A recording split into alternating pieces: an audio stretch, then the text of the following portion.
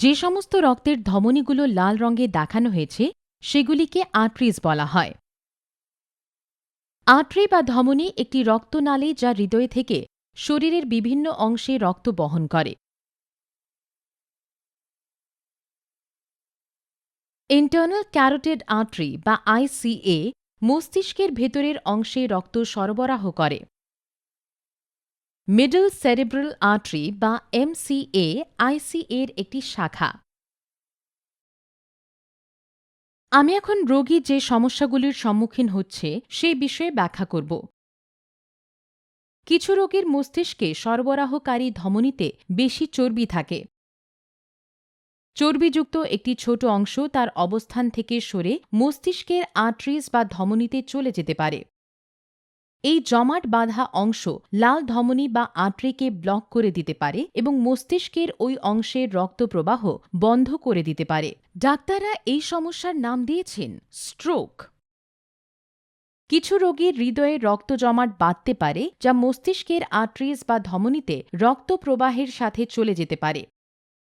এই জমাটের কারণেও ধমনীতে বাধা সৃষ্টি হতে পারে এবং সে কারণে একটি স্ট্রোক হতে পারে। কোন ধমনী বাধাপ্রাপ্ত হয়েছে তার ওপরে নির্ভর করে রোগীর বিভিন্ন সমস্যা হবে।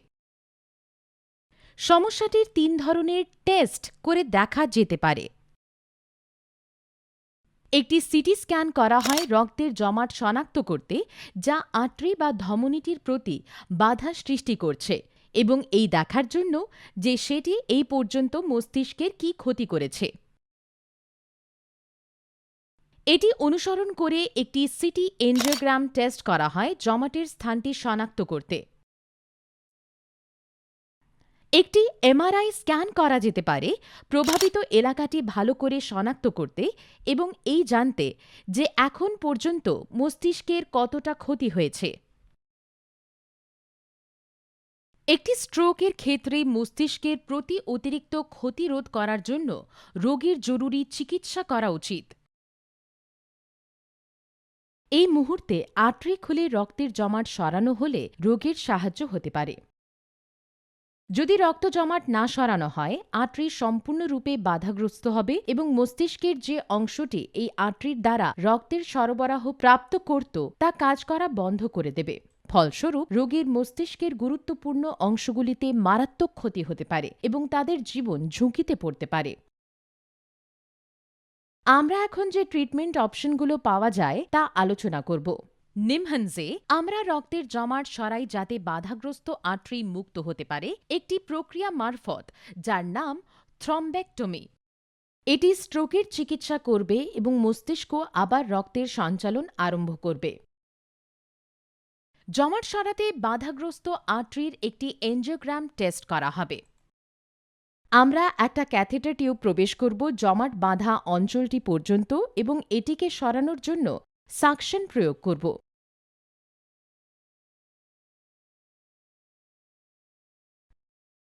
প্রক্রিয়া চলাকালীন আমরা একটি ওষুধ আর্টারিজের ভেতরে ইনজেক্ট করতে পারি যাতে জমাট দ্রাবীভূত হয় এবং আর্টারি বাধামুক্ত হয়।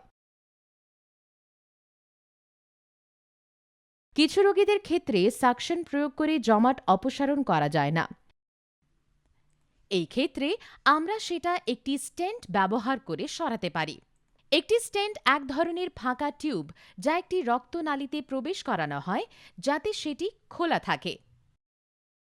আমাদের এছাড়াও স্টেন্টটিকে আর্টারির ভেতরে চেড়ে দেওয়ার প্রয়োজন হতে পারে নিশ্চিত করতে যে তা খোলা থাকে। প্রক্রিয়াটির পরে রোগীর স্নায়বিক যত্নের প্রয়োজন হবে এবং তাকে স্থানান্তরিত করা হবে নিউরোলজি আইসিইউ বা ওয়ার্ডে। এই চিকিৎসার সাথে কিছু ঝুঁকি জড়িত রয়েছে। জমাট বাঁধা রক্ত সরানোর সময় এটা ছোট ছোট টুকরোতে ভেঙে দিতে পারে এবং সোজা ছোট ধমনী বা আর্টারিজের দিকে চলে যেতে পারে এবং সেগুলি ব্লক করে দিতে পারে। এটি মস্তিষ্ক এবং শরীরে কিছু নতুন সমস্যার সৃষ্টি করতে পারে, তবে তার পূর্বাভাস করা যায় না। কিছু সময়ে জমাট সরানো কঠিন হতে পারে এবং তার ফলে আর্টারি মুক্ত করা যায় না। জমাট সরিয়ে আমরা মস্তিষ্কের প্রতি অতিরিক্ত ক্ষতি রোধ করার চেষ্টা করি, তবে ইতিমধ্যেই যে সমস্যাগুলি হয়েছে তার থেকে পুনরুদ্ধার নাও হতে পারে। যদি কোনো জটিলতা থাকে এবং রোগীর মস্তিষ্ক বা শরীরে নতুন সমস্যার সৃষ্টি হয়, রোগীর হাসপাতালের বা আইসিইউতে থাকার সময় বৃদ্ধি হতে পারে। যদি রোগীর কার্ডিয়াক বা হৃদরোগ সংক্রান্ত সমস্যা থাকে, যে কারণে স্ট্রোক ঘটেছিল, তার অতিরিক্ত হৃদয়জড়িত যত্নের প্রয়োজন হতে পারে। যেহেতু নিমহান্সের একটি কার্ডিওলজি বিভাগ নেই, রোগীকে একটি হৃদরোগ বিশেষজ্ঞ হাসপাতালে প্রেরণ করতে হবে। রোগীর কার্ডিয়াক অবস্থায় চিকিৎসার চূড়ান্ত ফলাফলের ওপর প্রভাব ফেলতে পারে। আমরা আশা করি যে এই উপস্থাপনটি আপনাকে রোগীর অবস্থা এবং এর চিকিৎসা বুঝতে সহায়তা করেছে।